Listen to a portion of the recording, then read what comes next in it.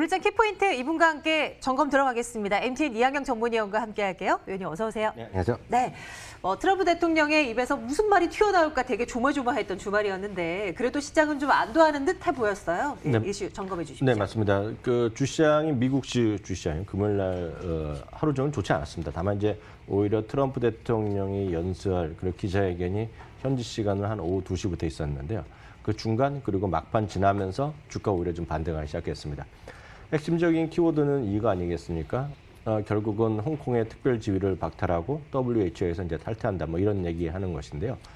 가장 최악의 경우에는 앞서 얘기가 나왔던 대로 중국과 이제 관계를 완전히 전면적으로 이제 재조정하는 거죠. 특별히 우리가 궁금했던 것은 또 다른 혹시 관세를 또 다시 크게 올린다거나 1차 무역 전쟁에 따른 협상을 겨우겨우 1년 반 만에 합의를 했는데 이걸 파기한다거나 이런 것들이었는데요. 그런 것들이 빠졌단 말이죠. 네네. 물론 앞으로 여전히 변수 남아있지만 최악은 아니었다라는 것이 오히려 안도하는 모습이 나오면서 물론 다우는 여전히 마이너스 끝났지만요. S&P 500과 나스닥은 지난 목요일에 이어서 금요일도 이틀 연속 똑같은 모습으로 일단 반등하면서 일단 마감됐습니다. 미래 상황은 바뀔 수 있겠으나 지금 당장 걱정할 게 없다라는 에보코의 발표가 났는데요. 딱 그런 정도의 시장 상황이라고 이해하셔야 되겠고요. 마침 뉴욕시도 전체 한 4단계까지의 뉴욕의 경제활동 재개 프로토콜이 있는데 1단계는 지금 할 수 있다는 얘기. 그래서 6월 8일부터 부분적이나마 경제활동이 뉴욕에서도 재개된다는 걸 공식으로 발표했습니다. 이런 것도 시장에서 호재가 됐겠고요. 특징주로 보면 지난주 내내 시장의 중심에 있는 것은 결국 반도체였습니다. 마이크론 테크놀로지가 기대 이상의 실적이 나올 것이라 가이던스 올린 것도 있었지만 어떤 중국에 대한 무역에 대한 어떤 그런 것이 분쟁이 확대되면 또 반도체가 떨어질 수밖에 없거든요. 위협받을 수 있는데 그런 것들이 위아래 호재 악재가 산재하면서 움직였는데 지난 금요일은 다시 반도체 섹터가 한 2% 이상 올라갔고요. 마이크론 테크놀로지가 3% 올라갔습니다. 퀄컴도 3.5% 올라갔고요. 역시 시장 특징들 하나만 말씀드린다면 상장 이후에 뭐 최고의 그런 흐름을 보이고 있는데요. 이런 소위 어떤 코로나 사태에서 집에 있더라도 결국 운동하는 것이고, 그리고 우리나라에서도 많이 요즘 이런 옷 많이 입고 다니실 텐데요. 르르레몬 또 다시 사상치 효과를 계속 가는 모습이 됐습니다. 잘 나가네요. 네. 이제 앞으로 우리가 좀 챙겨봐야 할 것들이 많은 또 한 달이 되겠죠. 6월이 이제 시작이 됐는데요. 앞으로는 우리 어떤 포인트를 두고 시장을 좀 바라봐야 될지 이런 부분도 좀 살펴주세요. 네, 정말 세월이 진짜 빨리 가는데요. 그렇죠. 5월 달에 정말 많은 분들이 걱정했던 거 있지 않습니까? 계속 좀 반복적으로 말씀드렸지만 하여튼 뭐 1,700이 갈 수 있다는 우려감이 꽤 많은 증권사에서 있던 거 사실인데요. 미국도 다 그런 논리거든요. 5월에 팔고 떠나라 뭐 이런 얘기였는데 무슨 얘기입니까? 오히려 다우가 4.2%, 나스닥은 6.7%나 그렇게나 많이 올라갔거든요. 우리나라 코스피도 마찬가지 2,000포인트 툭 올라가기도 했으니까 이런 것들이 전체적인 불확실성이 마찬가지인데요. 저는 이렇게 보고 있습니다. 5월 증시의 일제히 비관적이던 국내 주식시장, 국내 증권사의 시각도 많이 달라졌습니다. 지금 오히려 너무 또 많이 달라져서 걱정할 수도 있는데요. 미중 갈등이 계속 부각되니까 상승 탄력에 둔화된 가능성 분명히 제기할 수 있겠죠. 그렇지만 글로벌 소비가 좀 회복될 수 있다는 기대감, 그런 관점에서 우리나라도 3분기를 기점으로 턴할 수 있다, 턴어라운드 할 수 있다 이런 기대감이 있습니다. 특히 일부 증권사에서는 최선호주를 이제 IT를 확실하게 제시하기도 하는데 이제 분위기는 바뀌어주고 있는데요. 그렇지만 다시 한번 말씀드리지만 지수가 얼마나 오를까 아니면 얼마나 떨어질까 이런 거는 저는 큰 의미가 없다고 보고 있습니다. 특히 개인 투자가 입장에서. 사실 그런 벤치마크는 펀드 매니저는 중요합니다. 왜냐하면 비교를 해야 되거든요. 너 기껏 했는데 지수보다 많이 올랐냐? 지수보다 떨어졌냐? 이걸 갖고 평가를 받거든요. 그렇기 때문에 기관 투자는 중요하겠지만 우리 개인 투자가들은 큰 의미를 두실 필요 없다라고 저는 진짜 믿고 있는데요. 늘 말씀드리지만 어떤 기다리는 조정도 없는 것이고요. 정말 끝없는 하락도 없습니다. 주시장. 그렇기 때문에 늘 중용을 지키고 좀 잘 보셔야 되겠는데요. 다만 주요 변수는 제가 몇 가지 말씀드릴 수 있어 보입니다. 바로 이번 주 말에요. 미국의 이제 고용 보고서가 나오는데요. 그런 고용 시장에 따른 부분, 진짜 최악을 벗어나고 있는지에 대한 우리가 어떤 걸 인식할 수 있는지. 우리나라도 지금 최악의 고용 시장이지 않습니까? 그런 것도 같은 흐름이 되겠죠. 결국 고용이 돼야지 결국은 소비가 할 수 여력이 생기고 소비가 돼야지 경제가 돌아가는 건 아주 원칙이거든요. 그러니까 지금은 미국 우리나라도 일단 유동성에 의한 지금 많이 돈이 풀렸고 많이 한번 해보자는 심리로 올라갔기 때문에 이제 궁극적으로 가기 위해서는 이런 정말 순환 구조가 있어야 된다는 분명하겠고요. 그래가지고 소비 시장까지 화백되는지 보셔야 되겠습니다. 또 하나는 이제 미국과 중국 간의 이제 갈등 이걸 계속 말씀드리는데 이것은 결국 우리 입장에서 보면 상당히 그 핵심적인 요인입니다. 왜냐하면 미중 간의 갈등 관계는 결국은 선택을 강요한다 말씀드렸잖아요. 미국이냐 중국이냐. 그러면 이머징 마켓, 특히 한국은 양쪽 모두가 중요한 나라잖아요.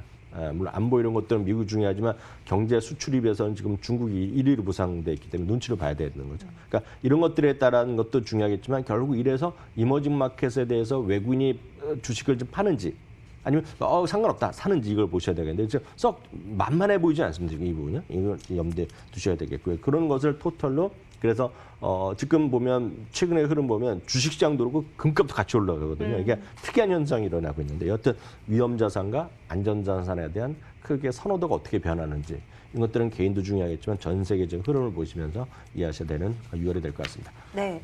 뭐 지수에 연연하지 말고 그래는 우리는 뭐 중심 딱 잡고 투자를 한다고 치자고요. 그리고 이제 어떤 종목 쪽으로 가닥을 잡아야 될까? 이제 이 고민을 하고 계신 분들을 위해서 그거 얘기 좀 해주세요. 요즘에 그래도 뭐 시장 올라갈 때 다 올라왔지만 그래도 유독 강한 게 언택트 관련 기업들이잖아요. 네네. 특히 뭐 국내에서는 네이버, 카카오 양대 쌍맥으로 뭐 산맥으로 그냥 툭 튀어 올라가는 그런 흐름이고 이들의 강세는 좀 더 이어질 가능성이 크다라고 보시는지 어떻습니까? 저는 결론적으로 말씀드리면 이런 움직임이 이렇게 바뀔 가능성은 저는 없다고 보고 있습니다. 이게 왜냐하면 근데 네이버 중심으로 다시 한번 확인드리면 오늘 이제 머니투데이에서 상당히 특집으로 많이 한 걸 제가 요약해서 말씀드릴 텐데 시가총액이요 37조 원으로 됐고 이제 4위까지 올라섰습니다. 이게 계속 올라오고 있거든요. 탑3 못 들어갈 이유가 모르겠습니다. 저는 가능성 분명히 열려 있다고 보고 있어요. 왜냐하면 삼성 바이오로직이요 41조입니다. 오늘 현재요. 시가 네이버가 37조이기 때문에 불과 이제 10% 차이거든요. 네. 그러니까 네이버가 올라야 할지 삼성 바이오로직이 떨어질지 모르겠으나 저는 3위가 그렇게 불가능해 보이지 않습니다. 제 입장에서 보면. 물론 삼성전자는 정말 넘사벽이죠. 이건 이거 단위가 많이 틀리거든요. 몇백조 단위건 30조, 40조이기 때문에 그건 뭐 지금 뭐 5년 내 10년에는 제가 불가능할 것 같고요. 여튼 지금 이 수준에서 네이버 탑3 가는 거가 완전 불가능해 보이지는 않습니다. 이건 왜냐하면 금년 흐름만 보더라도요. 금년에 7.7%가 아직 코스피가 떨어져 있거든요. 네이버가 21%가 올해도 올라가 있습니다. 네. 이건 무슨 얘기냐면 왜 이렇게 강한지는 늘 말씀드리지만 이런 네이버 주식 같은 경우는 진짜 이건 애널리스트 의견이 필요 없습니다. 다 여러분들의 마음에 다 달려 있거든요. 이게 뭐냐면 한국인이요. 쿠팡을 많이 한다고 하잖아요. 그럼 뭐 합니까? 결제 금액으로 보면 작년 기준으로 보면 완전한 1위입니다, 2위. 그러니까 네이버에 통한 결제가요. 20조 9천억, 21조 원이 나오고 있고요. 쿠팡도 17조 7천억인데 문제는 이제 쿠팡은 엄청난 적자를 보이는 회사고 네이버는 돈을 버는 회사. 그 차이가 있죠. 그다음에 이제 옥션이나 지마켓 등등 얘기 나오는데 이거는 많은 분들이 공감하실 것 같고 특히 저 자신은 완전히 공감합니다. 왜냐하면 뭐 물건 온라인 쇼핑하면 이제 여러 가지 뭐 카드 뭐 복잡하니까 네이버 페이 그 붙어 있는 초록색 붙어 있는 거 있지 않습니까? 네. 그거로 사거든요. 편하니까. 또 할인을 또 해주더라고요. 뭐 할인도 있지만 네. 한 예를 들어 10,000원짜리가 한 500원 비싸더라 전 그걸 삽니다. 왜냐면 편하거든요. 한번 숫자 한번 누르고 탁 들어가고 아니면 그냥 바로 결제된가. 매번 카드하고 번호 누르고 이거 생각만 해도 머리 아프거든요. 그러니까 그런 저 같은 사람이 꽤 많을 것 같아요. 단돈 1, 2% 차이는 그냥 사버리는 거죠. 그러니까 그게 흐름이라고 좀 보이고 있거든요. 이상하게 쳐다보시는데 저를 진짜 그 많이 있을 거라고 보고 있는데요. 거기다가요.